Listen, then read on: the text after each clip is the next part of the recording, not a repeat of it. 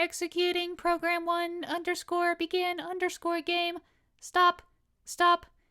All competitors, please report to the elevator at the end of the building opposite the dorms. The voice was just loud enough to be heard perfectly clearly. We all looked at each other.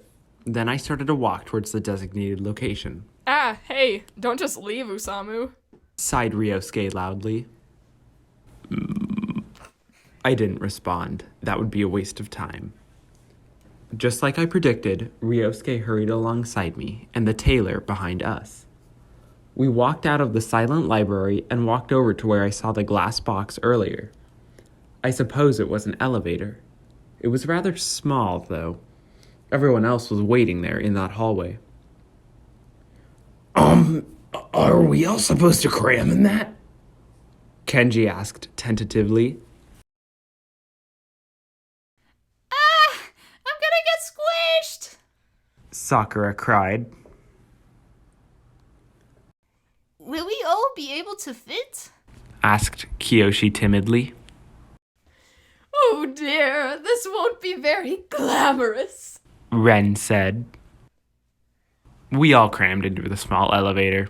Would someone please press the button for this thing to move? Pleaded Ryosuke. I would, but I don't know where my arm is. Kenji said dejectedly. Here, I'll press it. Rise muttered. Ma voix. Kiyoshi half muttered and half cried.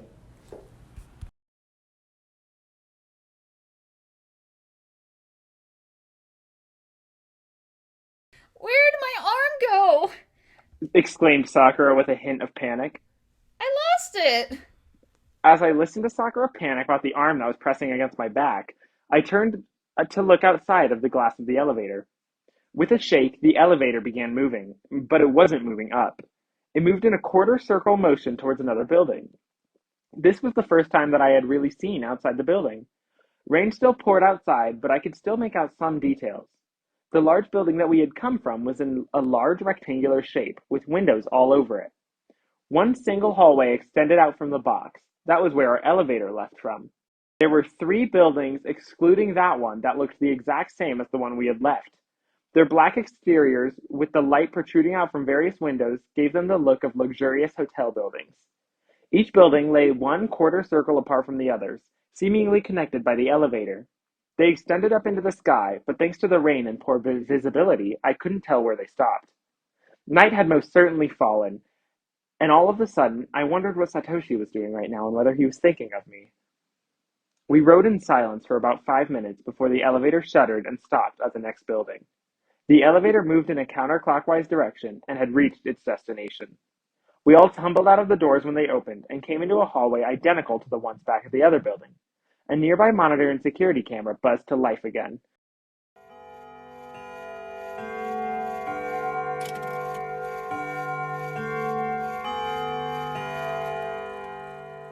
Whirr! Click! All competitors meet in the auditorium for further instructions. The voice spoke again before the screen clicked off. As they looked at each other, many in the group shrugged and proceeded onward. These hallways were bigger than in the last building. We simply walked straight onwards through a comfortable-looking room that had some chairs, beanbags, and books until we arrived at the end. Some of us nervously spoke, although many of us remained silent. We all wanted to win this competition, and there could only be one winner. 2 large, ornate, dark wooden doors stood next to a small plaque that read Auditorium. Kenji held open the doors for us as we filed inside. The auditorium was massive, with rows upon rows of green velvet seats, and the dark walls covered with black fabric spanned high above us. There were catwalks in the darkness up there. The stage was also dark, with only dim lights around it that set a dark mood. We all shuffled in quietly towards the stage when Sakura broke the silence. Guys, hey guys, I've got an idea. She shouted suddenly, startling all of us. We should take a picture to commemorate this. You know, for posterity. Whatever that means. Despite her small figure, Sakura somehow managed to force everyone together with words and actions into her phone's view. Standing on top of one of the seats, Sakura jumped up in the air and, snap, took a perfect picture with no blur whatsoever. However, it's unsurprising that she's so good with a phone, seeing as how she works with them and their cameras all the time. After that, the tension seemed to melt between us all. We talked and laughed amongst ourselves. Everyone seemed to realize that there was no reason to fear here. We were here for a scholarship, and although everyone wants to win, they all seemed to realize that we weren't ever in any danger. However, their weak human selves quickly showed themselves when a faint bump sounded in the auditorium. Even though it was a small noise, we all immediately stiffened and turned to look towards the stage silently. There seemed to be some unspoken pact within the group to not speak a word as we stared at the podium. We sat in silence for about 30 seconds when it suddenly jumped up from behind the podium on the stage and landed lightly on top. We all stared at the strange bear creature that had just jumped out at us onto the podium. It didn't speak, and neither did we. What in the? Kenji exclaimed, but he was cut short by the bear. Click. Whirr. Begin introduction _ sequence _ at Monokuma. Greetings, participants. I am Monokuma, and I am the owner of this academy / city / facility. You will be competing for the chance to escape for the outside world, for you are trapped here by the trap that has ensnared you here. All of you will live here forever unless one of you disrupts the peace. The bear spoke in a computer-like, yet excited, high-pitched voice that freaked all of the others out, but I was paying attention. What I was seeing was some sort of teddy bear. I'd never seen a teddy bear before.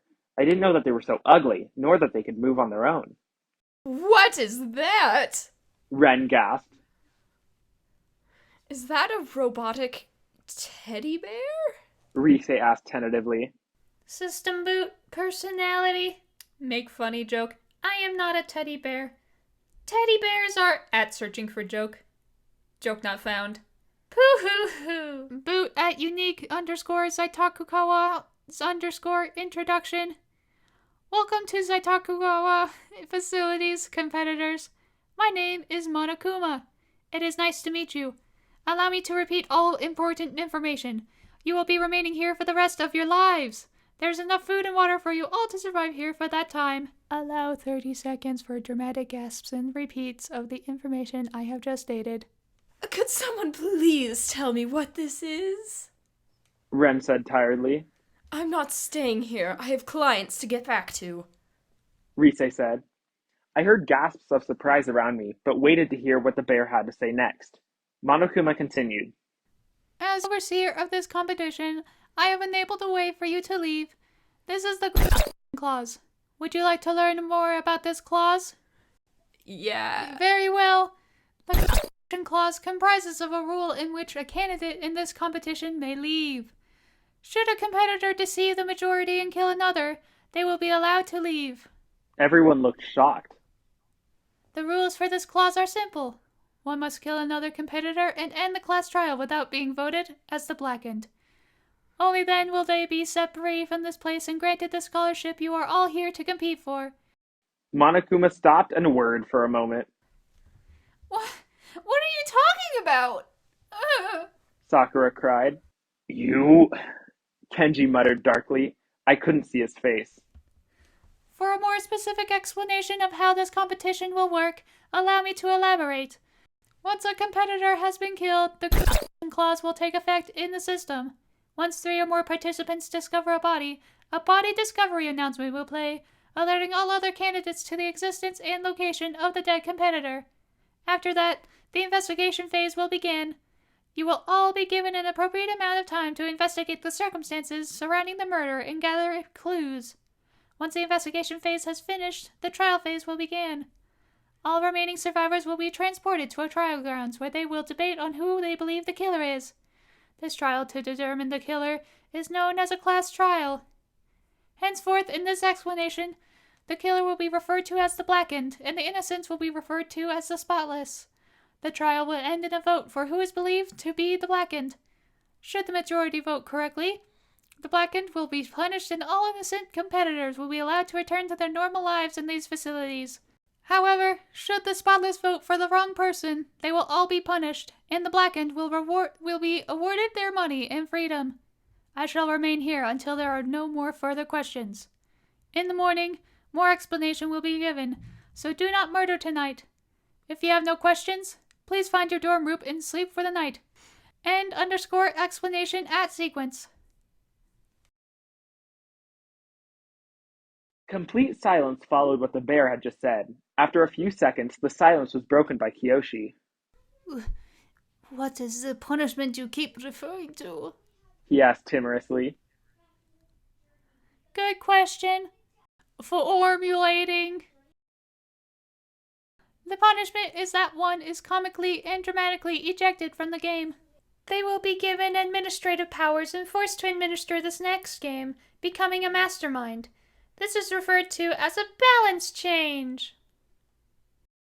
Monokuma said. Yo! Ryosuke said, and then his voice dropped off. Kenji stood darkly in the front of the auditorium, right under the stage.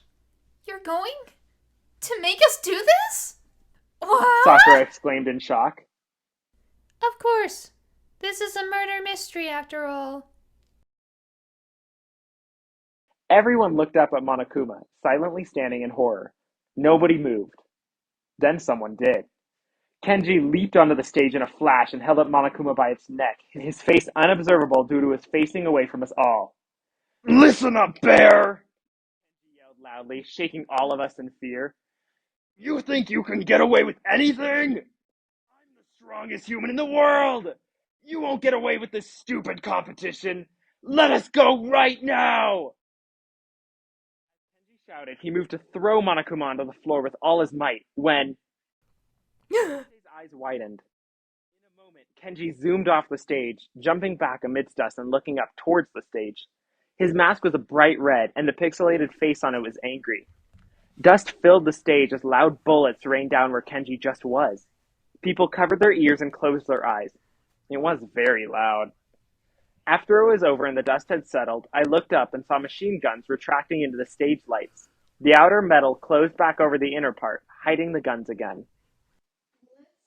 Ryu's calm voice sounded through the gasps of fear. His voice was completely calm, but his body language gave away his fear instantly. Ryosuke looked surprised. Oh my goodness. He whispered. Once the dust had settled, Monokuma waddled back out to face us. That is an example of breaking a rule. Although I have not explained the rules to you, rule breaking will not be tolerated and you will be punished. Are there any other questions? Monokuma asked. Everyone was looking around at each other in fear and shock. I, however, raised my hand to signal that I had a question. I began, but Monokuma immediately left. Pooh, hoo, hoo, hoo. His voice trailed away as he hopped back behind the podium. He was very rude in not answering my question. Everyone's eyes trailed from the stage to each other. One must kill in order to leave. Everyone wanted to believe that that wasn't true, but we couldn't know for sure because someone could have taken Monokuma's words seriously.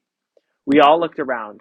Some people looked in fear, while others had a look of superiority on their face.